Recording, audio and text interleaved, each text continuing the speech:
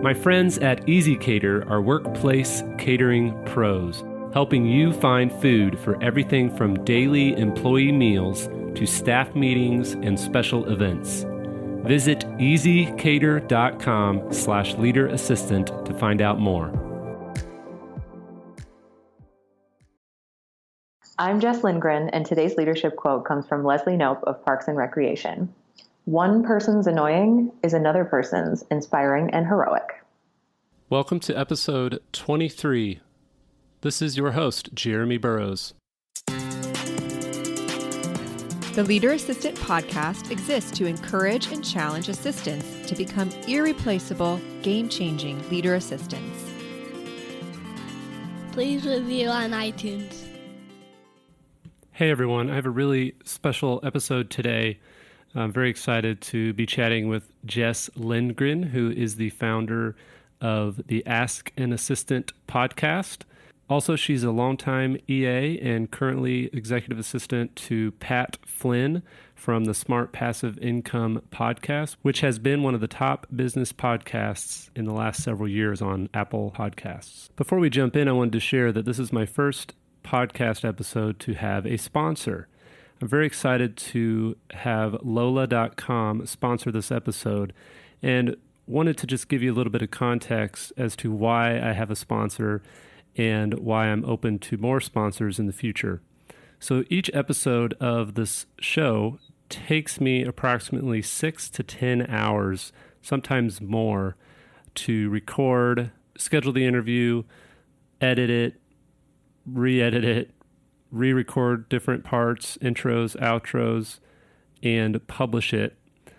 And on top of all that, I've got to post a blog for each episode for the show notes. So keeping track of all those links, etc. So anyway, it takes 6 to 10 hours to do this. It's a lot of work, a lot of time. And my goal would be to keep doing this every week as long as I possibly can.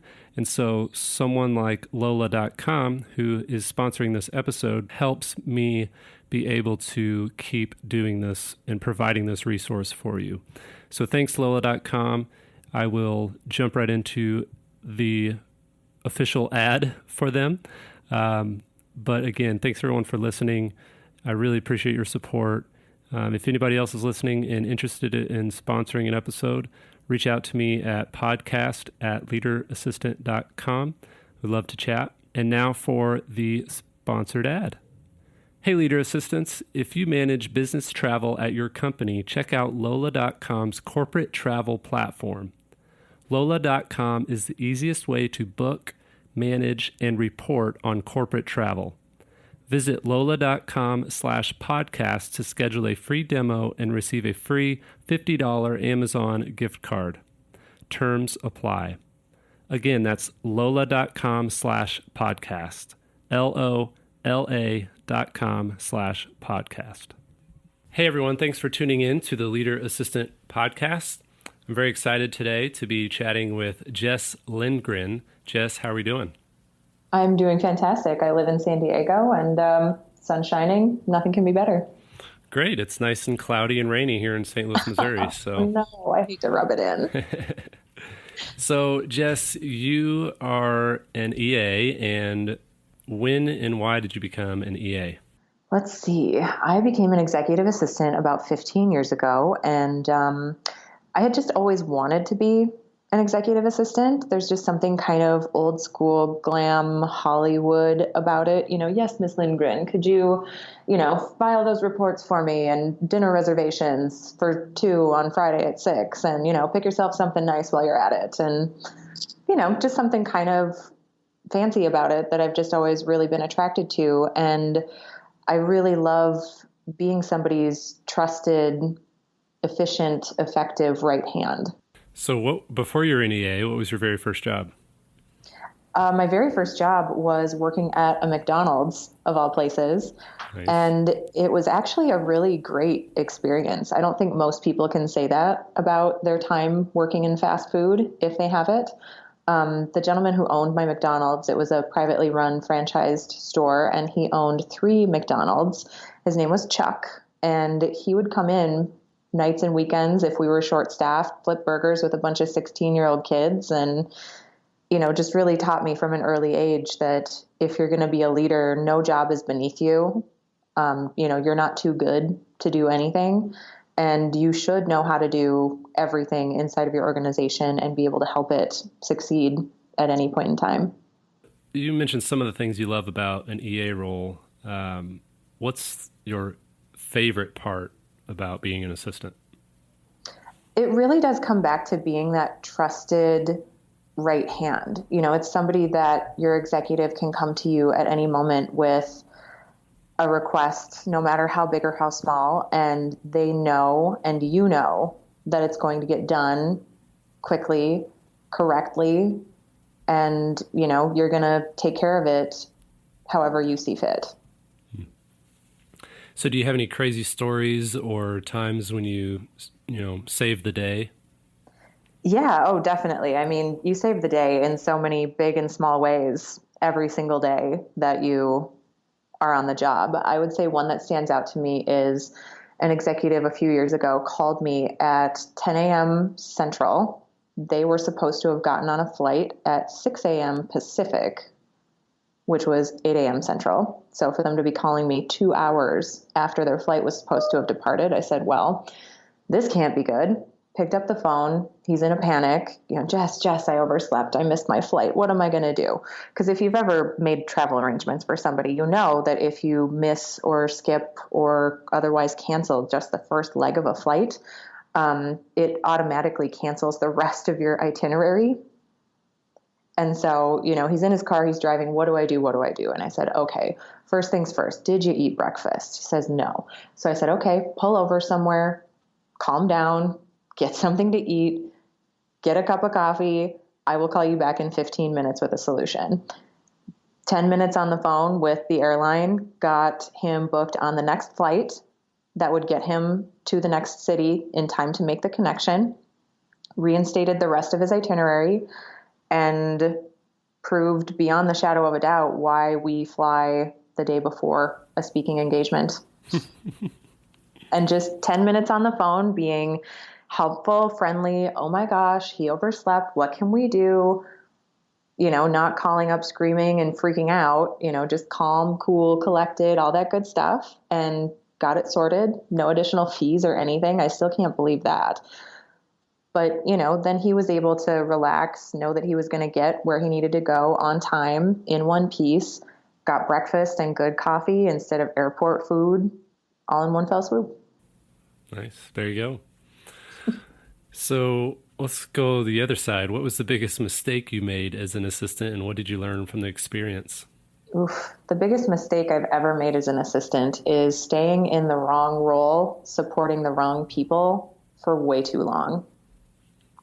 And really what I learned about that is that it's okay to quit. It's okay to walk away. It's okay to prioritize your mental health and sanity, because it's worth so much more than a paycheck to be happy in that role. What would you say to someone who is in a role that they know they need to leave? I would say get out as soon as you possibly can, whether that means walking away. The one thing I would recommend before getting out is, genuinely try to salvage it. People who come to the executive assistant role are in it because they like to help people. And not even that they like to help people, they need to help people. There's just an innate caretaker quality inside of every successful executive assistant that, you really want to be helpful. You want to be supporting that person and their vision and their goals and their business. Have a real heart-to-heart conversation with that person and just say, okay, I feel like it's not working. Here are some ways that I see it could be improved. How do you feel? Do you agree? Do you disagree? Can you even get on the executive's calendar to have this conversation? But at least try to salvage the relationship before you go, because, your executive could be thinking the same thing, like, man, this really isn't working. And they just don't even know how to put it into words. And I think a lot of executives are used to people not questioning them. They're used to people just, I say jump, you say how high. People just, they don't talk back to an executive, if that makes sense. Yeah. So, really truly have that conversation, see where it goes from there. But honestly, if you have to go, get out as soon as you can and start freelancing, start interviewing or freelance just as soon as you can and make it work. Because I know a lot of times, I'm guilty of this myself. You stay in a role because you need a paycheck, you need healthcare benefits, whatever it is that you need. Do it for as long as you can, but definitely start building your contingency plan and then go at your first available moment. So what did you do kind of when you left that rough situation? What were some of the steps you took? And tell us a little bit about your story on how that all came to be and where you are today. For sure. It really came about by accident. I had been, again, guilty of staying because I needed a paycheck. I needed healthcare benefits. For all of your listeners in the United States, you know that that's not always a guarantee. It's not always super affordable, and it's not easy to do on your own, getting your own healthcare benefits. So you do sometimes. There's a million little reasons to stay, and it's really easy to talk yourself out of trying to find something else. So I just kind of accidentally started reading a bunch of, I think it was Life Hacker and Entrepreneur Magazine. I don't know if people still read those. I know I don't, because I just don't have time anymore. But at the time, I had been reading a lot of Entrepreneur and Life Hacker and just started to see trends. It was, if you want to go out and start your own thing, here's how. Tell people about it. Do what you say you're going to do when you say you're going to do it, and then do it. 90% of success in business is showing up and doing the work. You don't have to have a flashy marketing campaign or a perfect business plan or anything like that. Do what you say you're going to do when you say you're going to do it. That's it. And so I quit my job, gave them 2 months notice, because I know that a good executive assistant, we're hard to replace. It's not easy to find somebody to fill your shoes. So I gave them 2 months notice, and then actually ended up keeping them on as my first client. So I had contract business right as soon as I gave my notice. They were like, well, if we can't find somebody, can we keep you on? And I said, well, absolutely. But let's negotiate here, because my salary rate, while very generous, is still a fraction of what I'm charging my contracting clients. So I ended up negotiating a raise that allowed me to work part-time for my former employer while making the same amount of money. Nice. And I got to set my own time and hours. And I threw a party, sent an email to 300 people and said, hey friends, life update, quitting my job, throwing a party, you should come. And here's why. And just said that I was starting a freelance, a small business. And here's an idea of some stuff I can do. I'm a freelance executive assistant. Here's what that means. Here's a list of some stuff that I can help you with. And I guarantee if there's something not on this list, ask me, because if I can't do it for you, I guarantee you I know somebody who does. And 5 minutes after I sent that email, someone from my current team reached out to me and said, we have a job for you. And this was 5 years ago.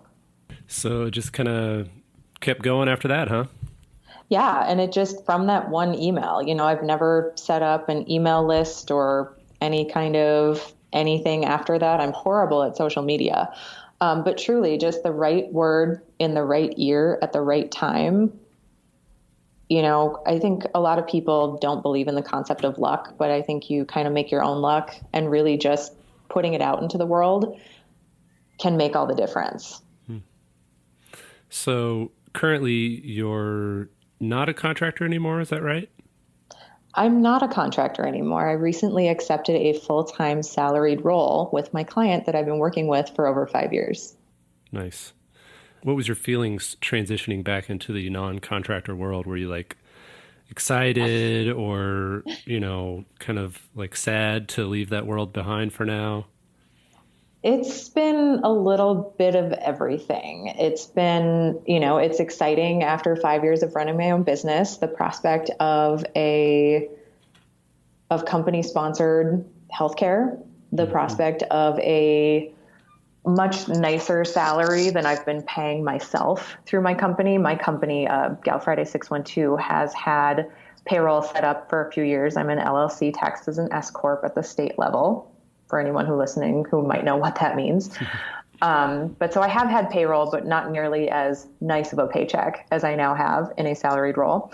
Bittersweet, I think, really is the best term for it. Kind of feels like the end of an era.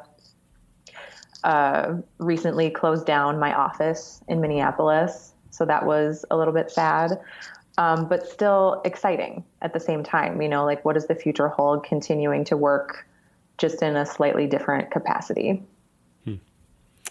So you work with Pat Flynn, who is a online business podcast host, and one thing that I was encouraged by when I follow his podcast and stuff, and I actually came to first hear you on one of his episodes, and I thought, how cool is it that his assistant, you, was leading a podcast episode, and then also I see every once in a while you're leading like these workshops or retreats that they do for the team, and so anyway, I think it's very encouraging and to see that. I've had the honor of working with executives that are very supportive of me and give me some creative control as well.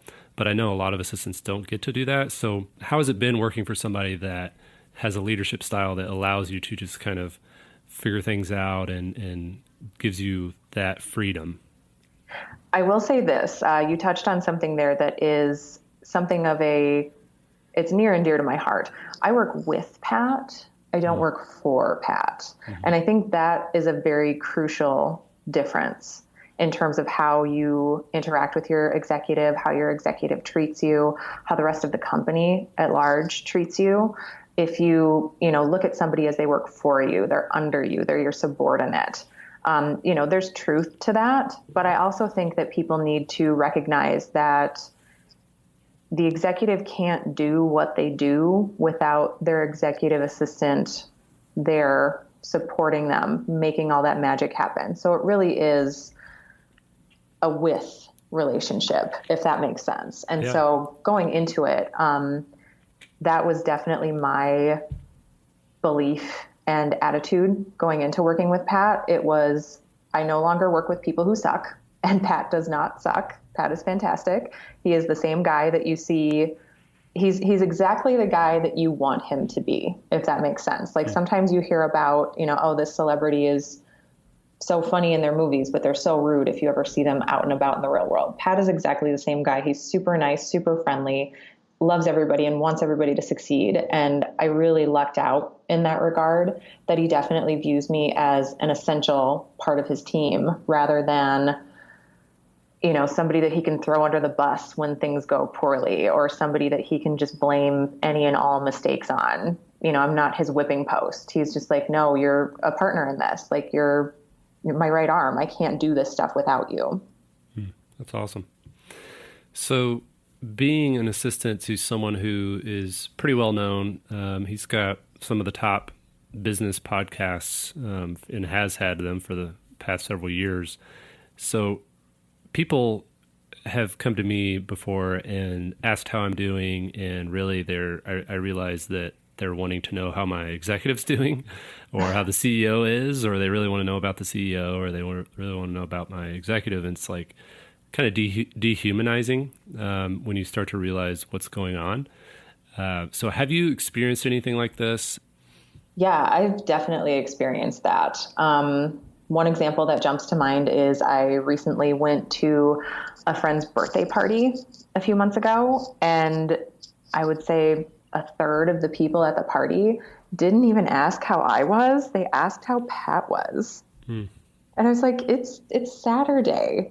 We're in San Diego. Pat lives in San Diego. He's got a beautiful family, a wonderful home, an adorable little dog. It's the weekend. He's a successful business person. I'm sure he's fantastic, but he's not here. So I, on the other hand, am really doing great.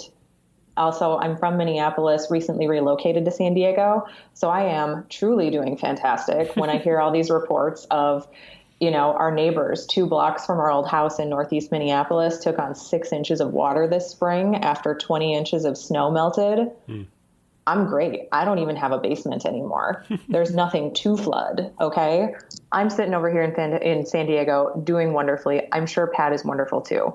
So the ways that I get around this, honestly, I don't usually lead with the fact that I work with Pat. I like people to be able to get to know me as a person outside of Pat. Because I've definitely had people, if somebody introduces me, oh, this is Pat's EA. I've had people fangirl, fanboy out on me. I'm just like, oh my gosh, I'm not even Pat. Let's take a step back. My name is Jess. It's nice to meet you. Let's just take Pat out of the equation and have a conversation like a couple of humans. So truthfully, I just don't even lead with it. I've had a few conversations too where people, oh, you're great. Oh, what are you doing here in town for social media marketing world? And I'm like, oh, well, I'm here to, support one of the speakers.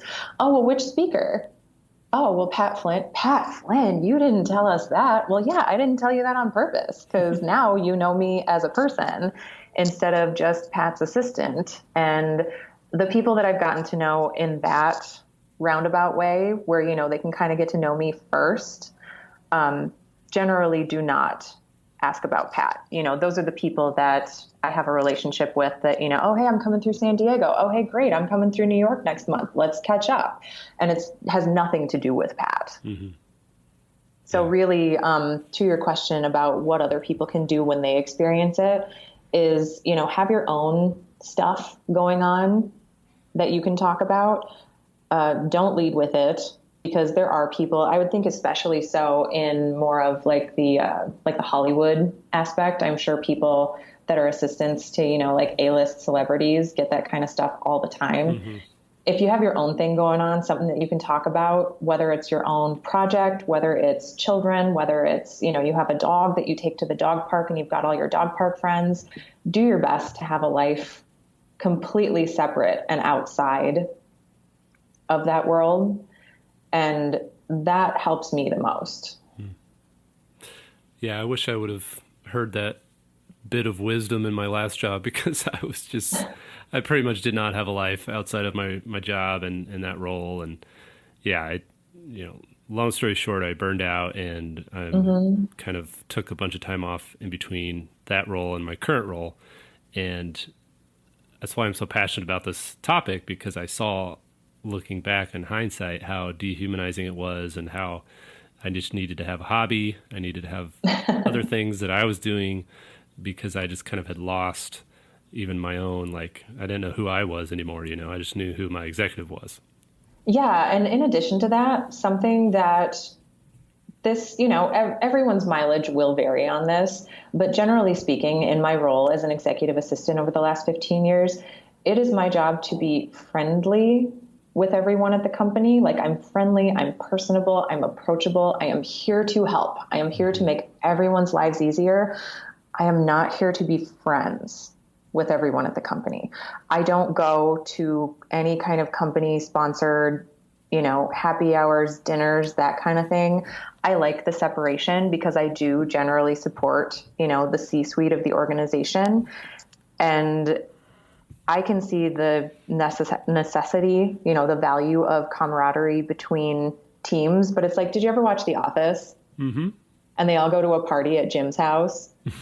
And then everybody sits around in the kitchen talking about selling paper. And Kelly at one point is like, okay, seriously, everyone, there has to be something that we can talk about other than paper. Mm-hmm. I like to talk to people about anything else. Absolutely anything else. I will talk to you about travel. I will talk to you about your children, even though I don't have children of my own. I will talk to you about your cats because I do have cats and we can compare war stories of being cat servants in our own homes. But, I like to talk about non-work things when I'm not working. So you mentioned to me when we talked before the interview that you're passionate about making an impact, a positive impact on and helping with mental health in the workplace. Yeah. So how I've worked with executives and assistants both who've wrestled with depression and other mental health issues. Is there something that we as assistants can do to make a positive impact on others when it comes to mental health? Yeah, absolutely. When it comes to your role as an executive assistant, I can speak to my experience. You have to take this with a grain of salt because every organization is different. Every organization is set up very differently. Like I have friends who are the executive assistant to, the C-suite person, but then they also manage a team of other assistants. Mm-hmm. Like the job is just that big that one person can't do it. So generally speaking, my role has always been one-to-one, executive to executive assistant. Your priority in that regard is your executive. You can't and likely won't make everyone in the organization happy. So do your best to make your executive happy. Learn what you can about your executive, especially their likes and dislikes, their personality style. I really highly recommend learning, what are the different personality tests, like Enneagram, StrengthsFinder, love languages. All of that stuff can be really, really beneficial so that you can know that you and your executive have a good working relationship, and add things to your routine that make your executive's life easier. So that way, when they come into the C-suite, if you have a physical office presence, or if it's a virtual C-suite environment, that's okay too. But, let your executive know that when they come to you, it's a safe place that they can truly be themselves. They can vent about something. It's confidential. It's separate from the rest of the company, if that makes sense. Mm-hmm. And there's just little things. It can be as simple as having their favorite coffee ready to rock when they come in every morning, positive reinforcement if they are totally killing their to-do list, even if those tasks are 2 weeks overdue. Don't harp on them like, hey, that's overdue. Just say, oh my gosh, thank you so much for getting that done. That's fantastic. And then you run interference with the other teams in the meantime. Right. Oh, that's great. So what are some best practices for onboarding new team members? When you're hiring new team members, so are you talking team members in general or really specifically onboarding an executive assistant? I would say let's talk about specifically the onboarding, either onboarding an executive assistant if you're an executive, or if you're an assistant starting a new role, how you can kind of lead the onboarding yourself.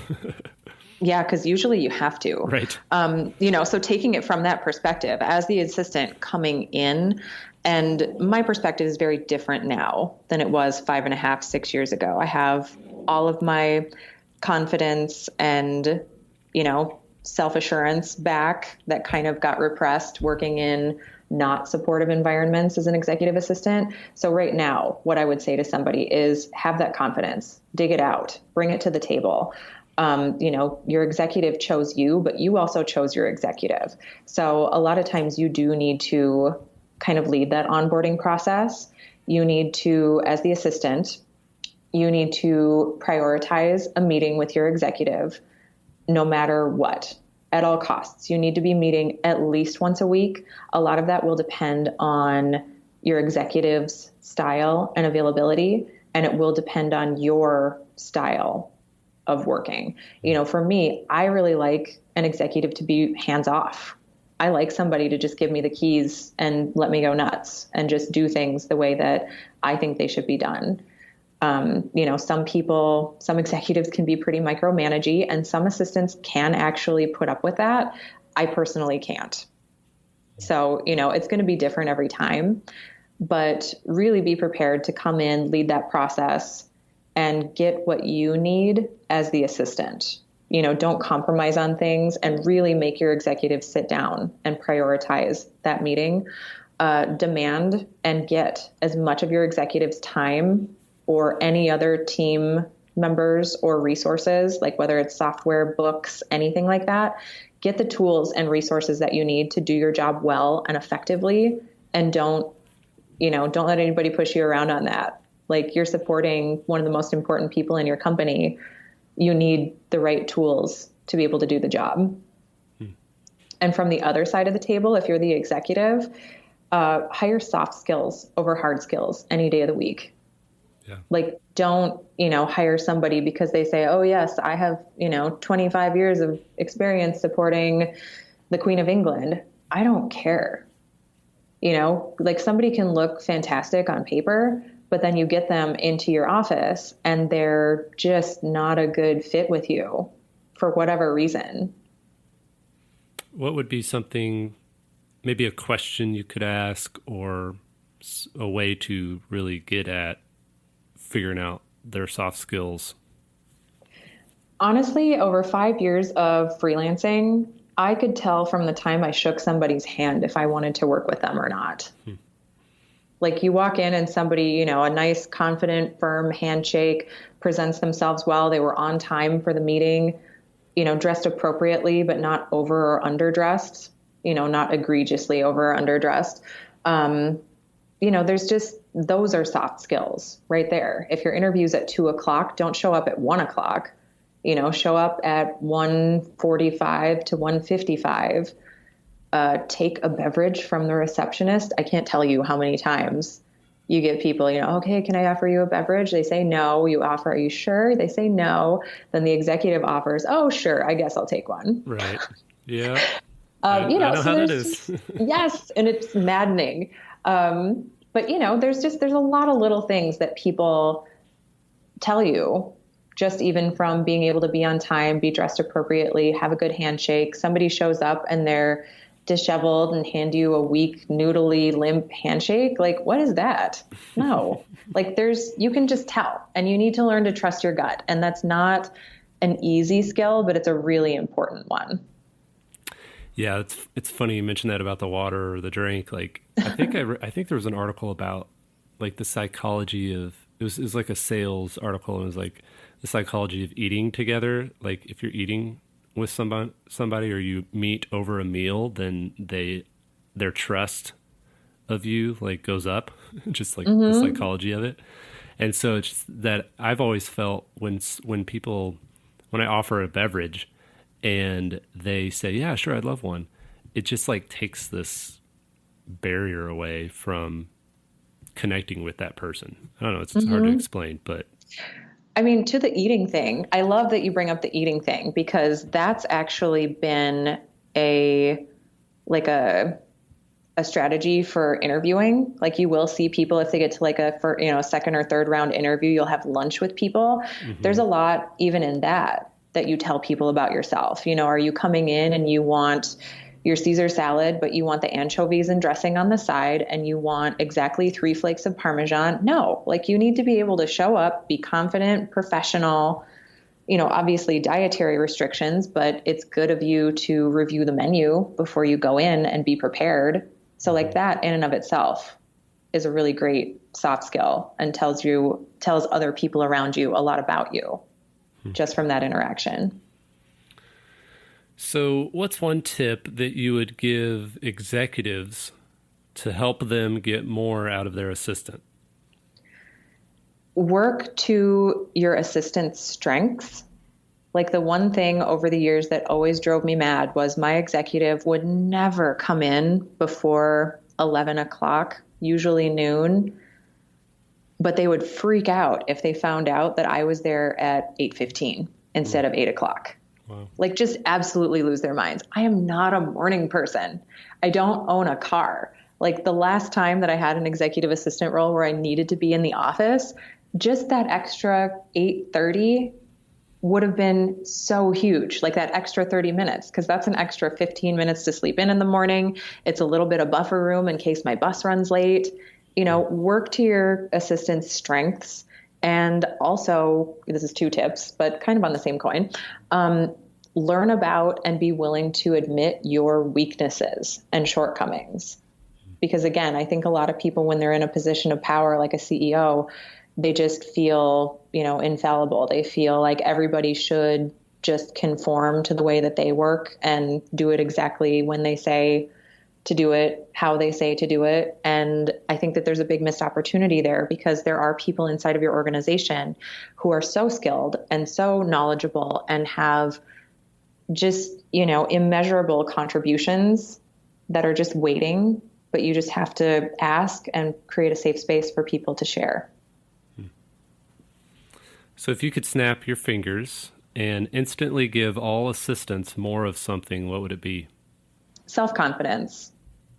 Absolutely. Confidence in your skills and your abilities. You are all fantastic. You are doing a wonderful job. You are moving mountains every single day that you work as an executive assistant. And it's a very underappreciated, underpaid, undervalued job. And I just want to tell you that you're all amazing. And I hope that I wish that for all of you. I've snapped my fingers for you now, and you now all have plus 10 self-confidence skills. Done and done.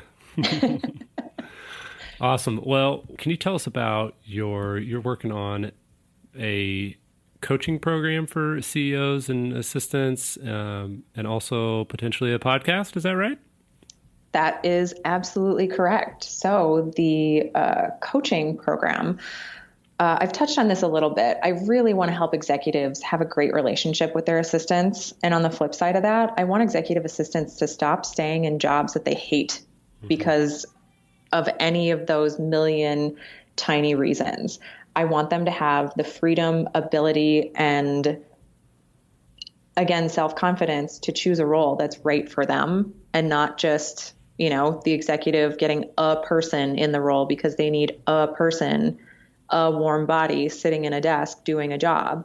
And I want the assistant doing, a job that they're actually interested in and passionate about and working with an executive that they respect and, just a really good symbiotic relationship. I think that those relationships can be so very broken, and I really want to help fix them. That's great. And as for the podcast, I'm working on something called Ask an Assistant with 15 years of experience watching people run their businesses well and conversely watching people run their businesses poorly. I have so much to share, and it just makes me sad that right now all that knowledge is living in my brain, and I am so excited to get it out into the world and share it with everybody because it just applies to, anybody in the entrepreneurial sphere. It applies to anyone in a typical brick and mortar 9-to-5 type thing and people who are anywhere in between. That's great. Well, we look forward to checking it out. Where can we find you online, and how can the listeners support what you're doing? Yeah, absolutely. You can find me at jesslindgren.com, which I'm sure we'll have linked in the show notes. Is that right, Jeremy? Mm-hmm. Yep. Fantastic. And if you have a question that you would like answered, whether you are an aspiring assistant, currently an assistant, or perhaps you're somebody who has or needs an assistant, I would love to hear from you at askanassistant.com. Awesome. Well, Jess, thanks so much for taking time out of your day to chat with us, and we're very excited to hear more about what you're doing and follow your podcast. Absolutely. Thank you so much for having me. All right. We'll talk soon. Sounds great. Thank you so much for listening. I really enjoyed my conversation with you, Jess. Please check out her info in the show notes at leaderassistant.com/23. Talk to you next time.